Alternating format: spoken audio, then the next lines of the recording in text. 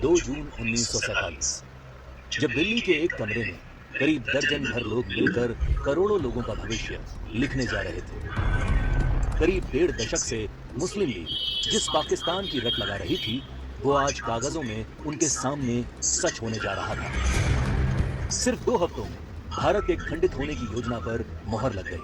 भगवान राम के बेटे लव का बसाया लाहौर, ढाकेश्वरी माता का तीर्थ ढाका, गुरु नानक देव जी का जन्म स्थान ननकाना अब 2 टुकड़ों में बंटने जा रहा था।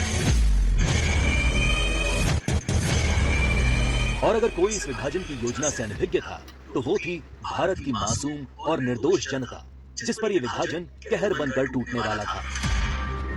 1947 को अंग्रेजों द्वारा किया विभाजन देश का पहला विभाजन नहीं था।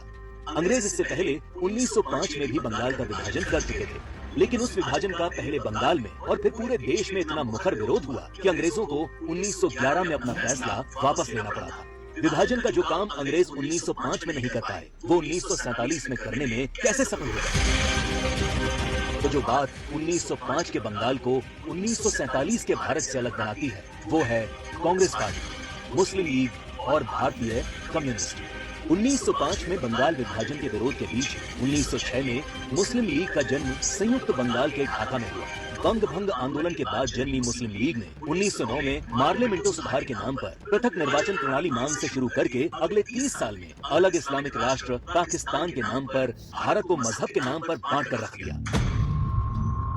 1920 के तुर्की के खलीफा के समर्थन में चलाए गए कांग्रेस के खिलाफत आंदोलन ने मुस्लिम कट्टरपंथियों को यकीन दिला दिया कि वे अपनी गैर जरूरी मांग पर भी कांग्रेस के नेतृत्व को मना सकते हैं। इसके बाद 1930 में अल्लामा इकबाल ने पहली बार मुस्लिम लीग के अधिवेशन में अलग इस्लामिक राष्ट्र की रूपरेखा रखी।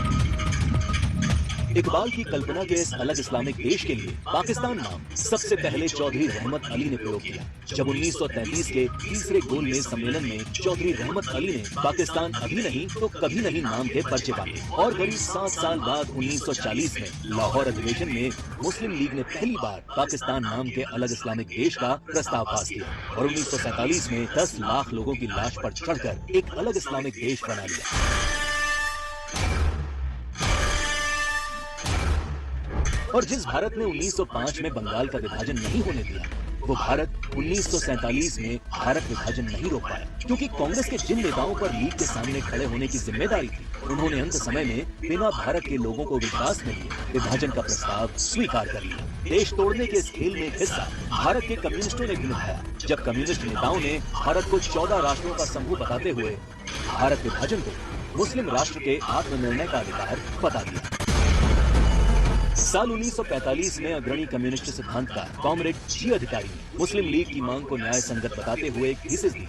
उनके शब्दों में 1940 से कम्युनिस्ट पार्टी ने यह देखना शुरू कर दिया कि तथाकथित सांप्रदायिक समस्या वास्तव में बढ़ती राष्ट्रीयताओं की समस्या है, जिसे आत्मनिर्णय के अधिकार के माध्यम से हल किया जा सकता है। यदि हम इसके प्रगतिशील सार को देखें, तो पाकिस्तान की मांग वास्तव में पंजाब, पठान, सिंध, बलूचिस्तान और पूर्वी प्रांतों की मुस्लिम राष्ट्रीयताओं के क्षेत्रों के आत्मनिर्णय के अधिकार की मांग है। जब देश का विभाजन हकीकत बनना तय हो गया, तब सर रेडक्लिफ को भारत और पाकिस्तान की सरहद तय करने की जिम्मेदारी सौंपी गई। रेडक्लिफ इससे पहले कभी भारत नहीं आए थे। उन्हें भारत की सांस्कृतिक विरासत, सभ्यता, मूल्यों, तीर्थों के विषय में कोई जानकारी नहीं थी। 3 सप्ताह में तय कर लिया गया कि कौन सा हिस्सा पाकिस्तान कहलाएगा और कौन सा हिस्सा हिंदुस्तान। सदियों से एक जैसे इतिहास, भाषा, बोली, खान पान लिए रह रहे लोग, गांव और शहर रातों रात 2 देश बन गए। करीब 1.5 करोड़ लोग रातों रात बेघर हो गए और करीब 10 लाख से अधिक लोग इस विभाजन के नाम पर काल के गाल में समा गए। ये विभाजन जिसने आगे चलकर पूर्वी पाकिस्तान में एक नए नरसंहार को जन्म दिया। शहर के शहर रातों रात खंडर में बदल गए। शहर दर शहर दंगे और आगजनी शुरू हो गई। वो लोग जो हवेलियों में रहते थे, वो अब रातों रात रिफ्यूजी बन चुके थे। अपना सब कुछ लुटाकर लोग सड़ी गर्मी और बरसात में मीलों तक फैले काफिले हजारों की तादाद में अपनी जान बचाकर चले आ रहे थे। सबसे बुरा हाल महिलाओं का हुआ, जिन्हें इस विभाजन की सबसे क्रूर कीमत चुकानी पड़ी। सैकड़ों महिलाओं का अपहरण और बलात्कार किया गया। 1940 के दशक में भारत की ही भांति नरसंहार झेलने वाले यहूदियों की विभीषिका को आज पूरा संसार जानता है।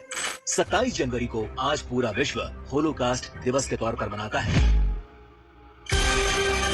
लेकिन इस विभाजन की कभी न भूली जा सकने वाली त्रासदी को भारत की ही पूर्व की सरकारों ने कभी याद करने की कोशिश नहीं की। विभाजन विभीषिका दिवस 14 अगस्त का दिन विभाजन विभीषिका का स्मरण करने का दिन है।